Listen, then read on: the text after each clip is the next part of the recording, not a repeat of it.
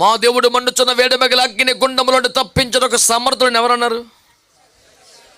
ఈ విధముగా రక్షించుటకు సమర్థుడు దేవుడు. ఏల దేవుడుగా ఎవడన్నాడు? నెబుకద్నెజరు అన్నాడు. ఈ దేవుడు అంత గొప్ప దేవుడు. చెప్ప, నీకే తెలుసు. అప్పుడు దాకా అడిగి తెలదు. చంపేస్తా 7 రొట్టెలు ఇట్టి మొక్కు అన్నాడు. ఎందుకంటే సౌండ్ అంత పెరిగింది? నువ్వే కనపడుతున్నావు వాడికి.